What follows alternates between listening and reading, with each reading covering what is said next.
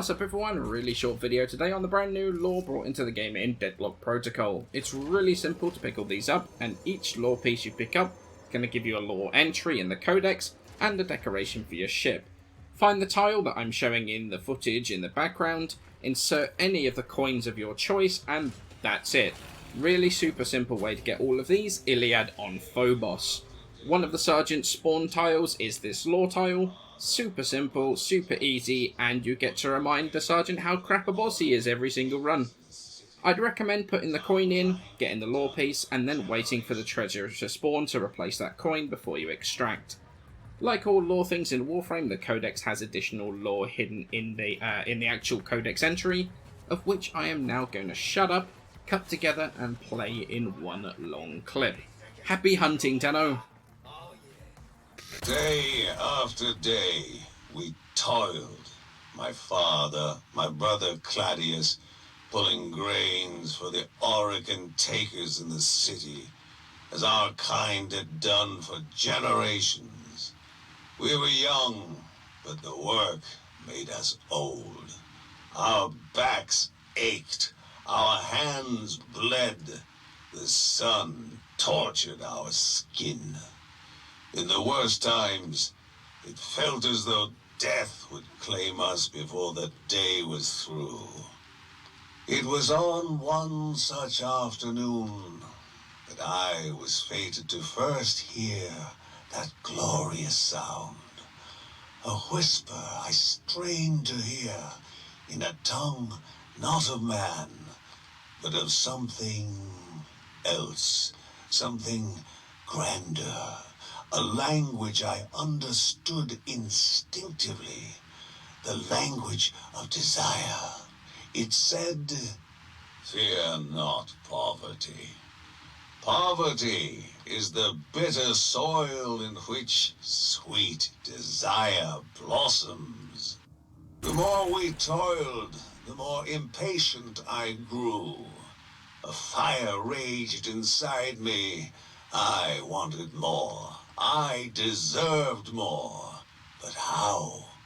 The whisper washed over me, louder now than before. Fortune despises the idle man.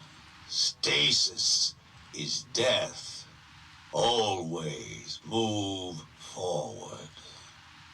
And so, with only the whisper to guide me, I straightened my back, wiped the dirt from my hands, and left.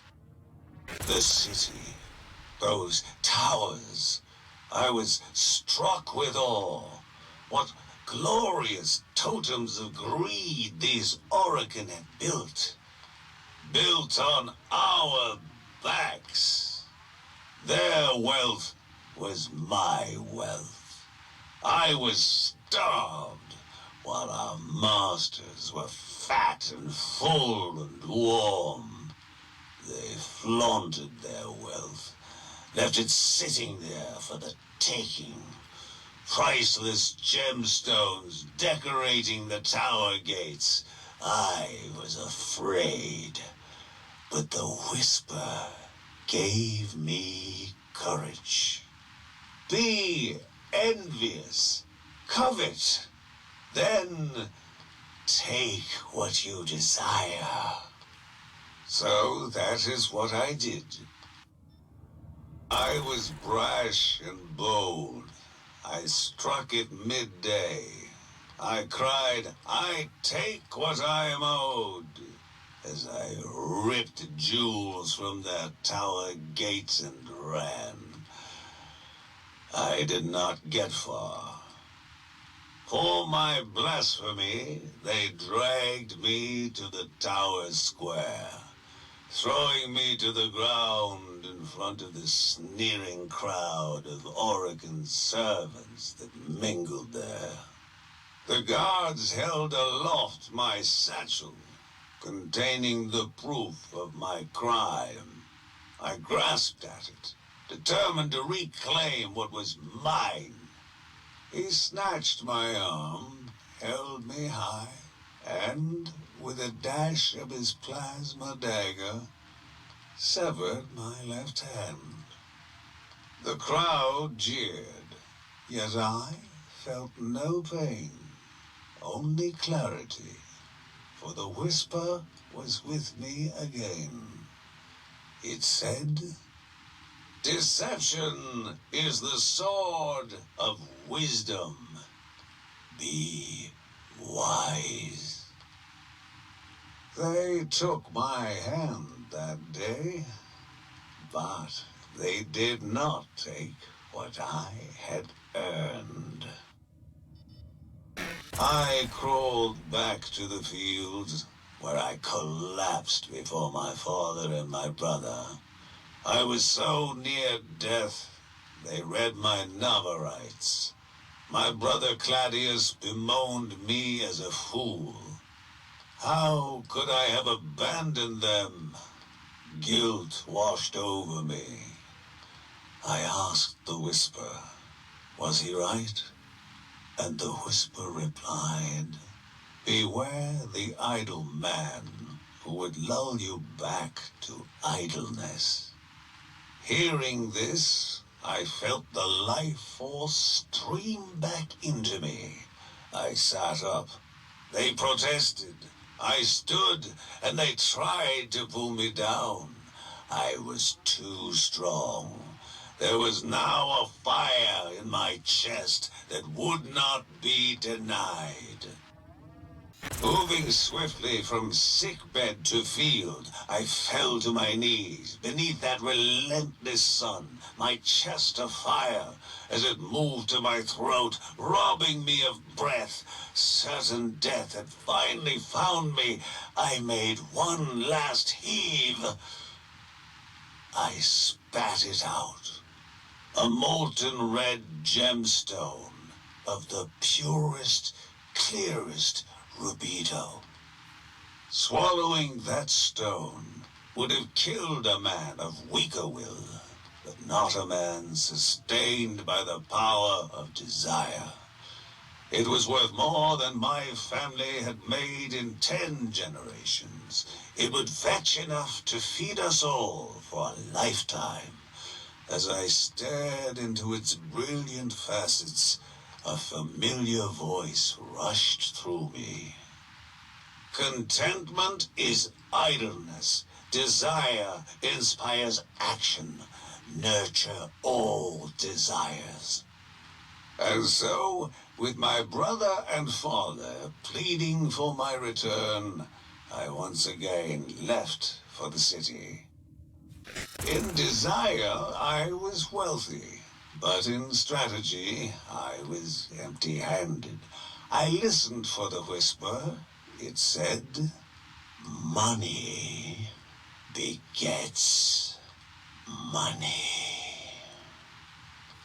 With my jewel as collateral, I secured a loan, and with that sum, I gave my own loans to poor men like me who desired more.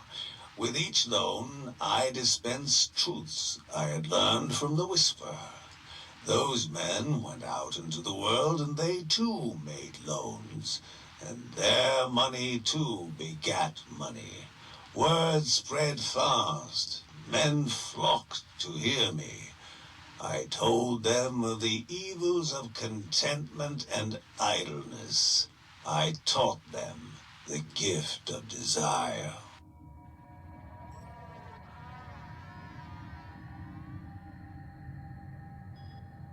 In time, my money multiplied into multitudes. With this wealth, I made my body whole again. Then news came. Father had collapsed in the field. I rushed back to my family's humble farm to be by his side, but his death was sudden. Claudius mourned, but I was committed to ending the brutal labor my family and people had endured for generations. The whisper approved. It said, charity is power. More charity is more power. has begged me to stop my megadoses. If you build a city on these fields, what will we eat? To which I replied, just as I consumed the gemstone that fed my fortune, our people will eat the wealth I have bestowed upon them. What of our home, he cried, our traditions? I pondered this until the whisper gave me the words. Shun sentimentality. It is a weakness that binds the idle man. I believe my father would have smiled with pride as I smashed our family home into the dirt. It saddens me that father did not live to see the glory of Corposium, the city I erected upon our meager land. Men of desire will always be outnumbered by idle men, men of fear. But small men can never hold back men of strength and desire. Fulfill desire, and others will follow. My gift to the future is an idea that wealth need not settle as a crust upon the upper echelons of the populace. No, any poor grain farmer can, should he feed his desire and apply his wisdom, take fortune for himself. The more, the better. And when men of fortune come together under great leadership, their potential is exponential. Just as my money replaced what the Oregon took from me and made my body whole again, our collective desire will create a new body. A body forged of fortune and unencumbered by idleness or sentimentality. Ours is the grasping golden hand. We are desire. We are Corpus.